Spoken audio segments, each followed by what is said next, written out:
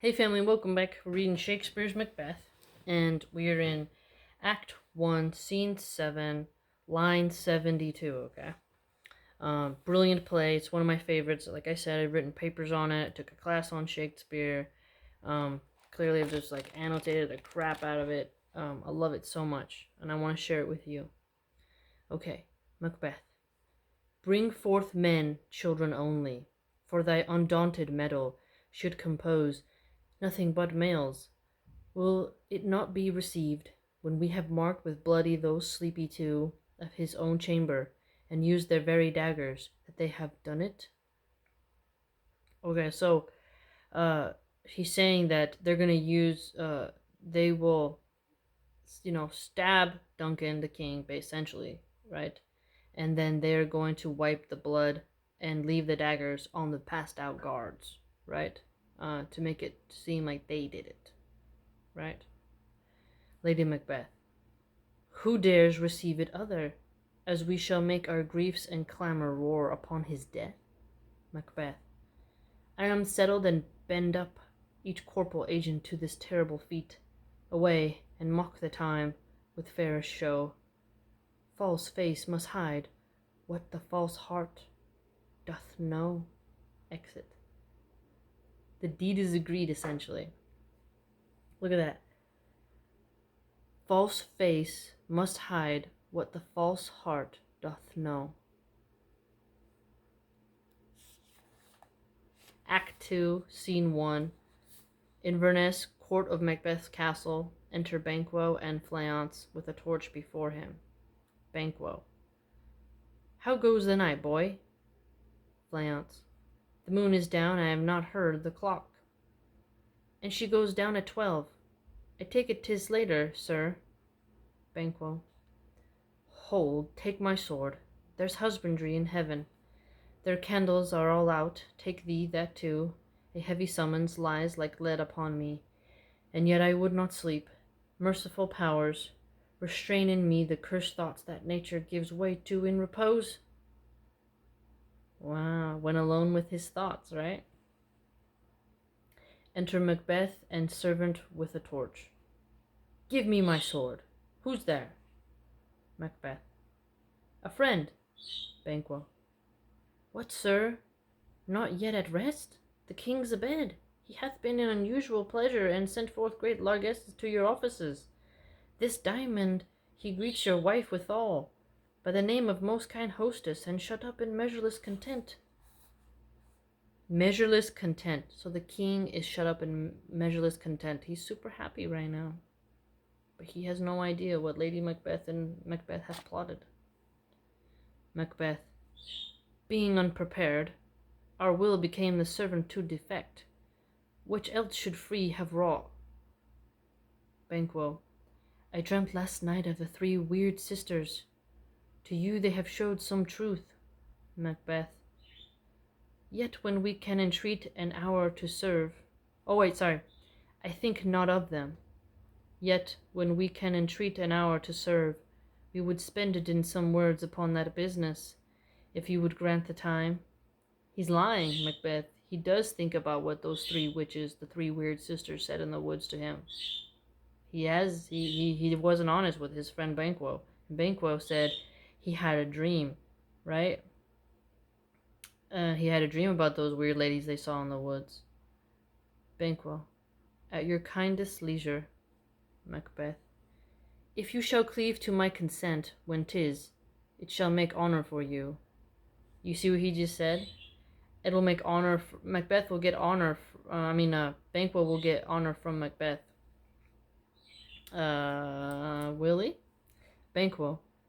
So I lose none in seeking to augment it, but still keep it. My bosom franchised and allegiance clear. I shall be counselled. I shall be counselled. Friendship, right? He's thinking about friendship, a job, his bosom franchised. Macbeth. Good repose the while. Banquo. Thanks, sir, the like to you.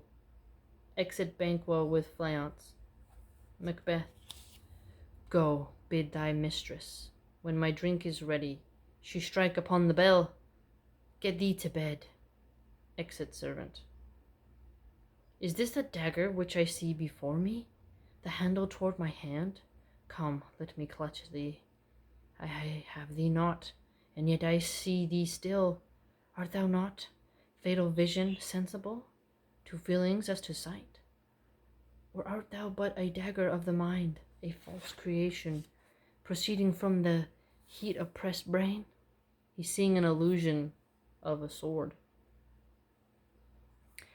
I see thee yet in form as palpable as this which now I draw. Thou marshallest me the way that I was going, and such an instrument I was to use. So he's taken like this as an omen. He says that it's marshalling him, giving him a sign for the go-ahead, right? The way he was going, the plan he was plotting. And such an instrument as I was to use, a dagger to stab, right? A sword, dagger, sharp knife. Mine eyes are made the fools o'er the other senses, or else worth all the rest. I see thee still, and on thy blade and dungeon gouts of blood, which was not so before. There's no such thing, it is the bloody business which informs. Thus to mine eyes, now o'er the one half world nature seems dead, and wicked dreams abuse. The curtains sleep, witchcraft celebrates pale Hecatae's offerings, and withered murder. Alarmed by his sentinel, the wolf, whose howls his witch watch, thus with the stealthy pace, with Tarquin's ravishing strides, towards his design moves like a ghost. Thou sure and firm set earth, hear not my steps, which way they walk, for fear thy very stones prate of my whereabout, and take the present horror from the time, which now suits with it, whiles I threat he lives. Word to the heat of deeds too cold breath gives. Words to the heat of deeds too cold breath gives. Whose howls his watch. Wow, the wolf, he howls his watch, right? He alarms like his watch. Wow. Notice how it says witchcraft celebrates pale Hecatae's offerings. And withered murder, alarmed by his sentinel, the wolf. The wolf is a sentinel of the Hecate. Wow. It's deep. So notice how he says, hear not my steps. He doesn't want the earth to hear the steps, which way they're going, what he's about to do. And he's like, for fear that the stones will say his whereabouts and what the horror is happening of him stabbing the king. See? And take the present horror from the time. So he, like the stones sending an alarm, the earth notifying others of that you're killing the king. He doesn't want that to happen, right? It's a very beautiful way to put it.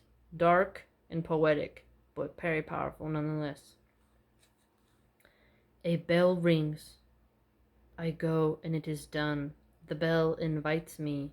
Hear it not, Duncan, for it is a knell that summons thee to heaven or to hell. Exit.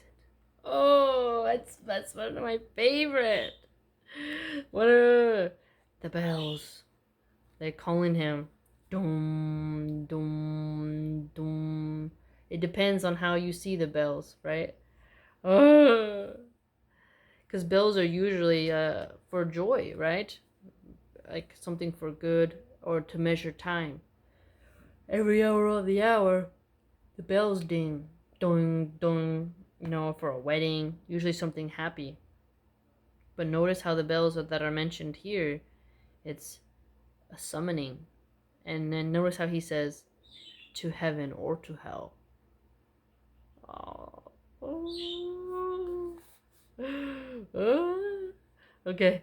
Scene 2, Macbeth's castle. Enter Lady Macbeth. That which hath made them drunk hath made me bold. What hath quenched them hath given me fire. Hark! Peace! It was the owl that shrieked, the fatal bellman, which gives the sternest good night. He is about it, the doors are open, and the surfeited grooms do mock their charge with snores. I have drugged their posets, that death and nature do contend about them, whether they live or die. She says she's drugged their posets, she's put something in their drinks. Macbeth, within. Who's there? What? Oh, Lady Macbeth. Alack, I am afraid they have awaked, and 'tis not done. The attempt and not the deed. Confound us, hark, I laid their daggers ready. He could not miss 'em. Had he not resembled my father as he slept, I had done it. Do you see what she just said? She couldn't. Notice how she's. Okay, I'm getting in a lot of places, but okay. She said that if the king didn't look like her dad, she would have killed the king herself. Two things there. One, the king likes her, so she's willing to stab someone to death. The king of someone who likes her and who called her the best hostess. Remember, he praised her. Okay. And she chickened out. She's talking all this smack to Macbeth about not being a man and how she says she'd even kill a baby if she had made the vow. But look, because the king resembled her dad, she didn't want to do it. So she'd kill a baby, but she wouldn't kill someone who looked like her dad. Do you see how kind of her psychology kind of goes back and forth?